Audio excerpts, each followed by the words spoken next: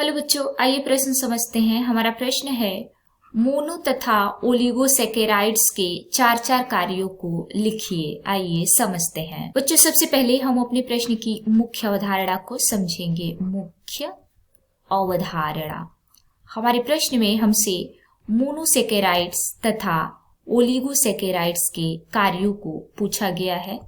आइए लिखें।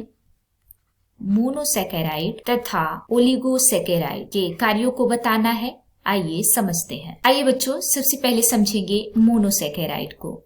मोनोसैकेराइड, बच्चों बात करें मोनोसैकेराइड्स की तो यह कार्बोहाइड्रेट का एक प्रकार होता है। यह कार्बोहाइड्रेट का एक प्रकार होता है। अब इसके कार्यों को समझेंगे। कार्य, बच्चों अनेक जंतुओं में ग्लूकोज जो कि एक मोनोसैकेराइड है, रक्त शर्करा का कार्य करता है। आइए लिखें। अनेक जंतुओं में ग्लूकोज रक्त शर्करा का कार्य करता है। रक्त शर्करा का कार्य करता है। और जो ग्लूकोज होता है बच्चों, एक मोनोसैकेराइड होता है। दूसरा कार्य समझेंगे बच्चों। स्तन ग्रंथियों में, आइए लिखें, स्तन ग्रंथियों में ग्लूकोज तथा गैलेक्टोज मिलकर लैक्टोज का निर्माण करते हैं। ग्लूकोज जो एक मोनोसैकेराइड है और गैलेक्टोज दोनों मिलकर लैक्टोज का निर्माण करते हैं। लैक्टोज, और लैक्टोज एक डाइसैकेराइड होता है।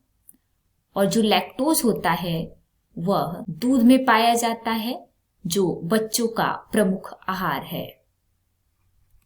प्रमुख आहार, बच्चों ग्लूकोज श्वसन क्रिया में टूटकर प्रत्येक जीवित कोशिका में जैविक कार्य के लिए ऊर्जा प्रदान करता है।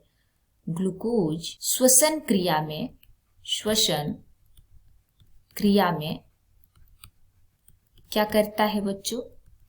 टूट जाता है और जीवित कोशिका में जैविक कार्य के लिए ऊर्जा प्रदान करता है। जैविक कार्य के लिए ऊर्जा प्रदान करता है। मोनोसैकेराइड राइबोज एवं डीऑक्सीराइबोज के प्रमुख अवयव होते हैं। जो मोनोसैकेराइड होते हैं बच्चों, वो राइबोज तथा डीऑक्सीराइबोज यानी कि आरएनए और डीएनए के प्रमुख अवयव होते हैं। जो मोनोसैकेराइड होता है वह आरएनए तथा डीएनए के प्रमुख अवयव होते हैं। आइए ओलिगोसैकेराइड के कार्यों को समझें। ओलिगोसैकेराइड के प्रमुख कार्य, बच्चों ओलिगोसैकेराइड भी कार्बोहाइड्रेट का एक प्रकार होता है। सुक्रोज जो कि एक ओलिगोसैकेराइड है, यह पौधों की कोशिकाओं में संग्रह किया जाता है। सुक्रोज जो कि क्या है बच्चों? एक ओलिगोसैकेराइड है।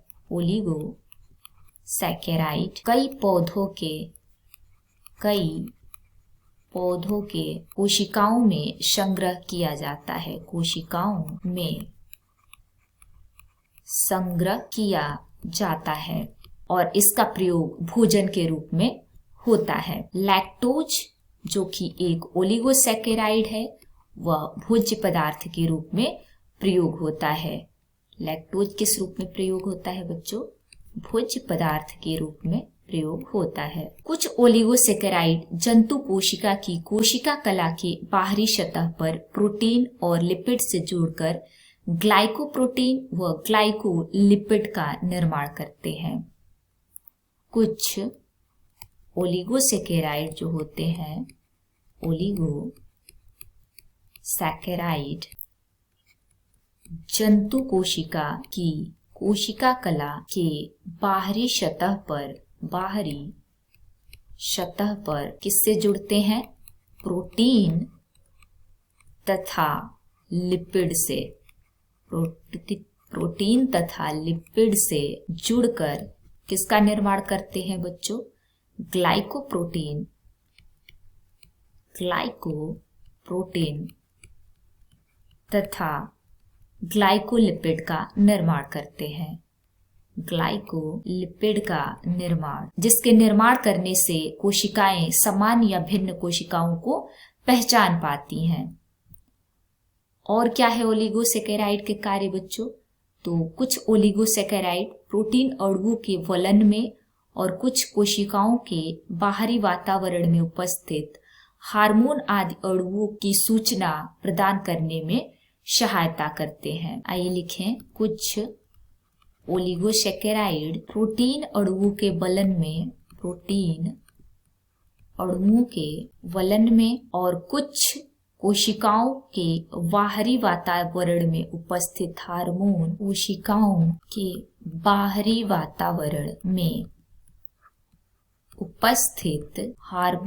आदि अणुओं की सूचना प्रदान करने में सहायक होते हैं। तो इस प्रकार आपने मोनोसैकेराइड तथा ओलिगोसैकेराइड के कार्यों को समझा।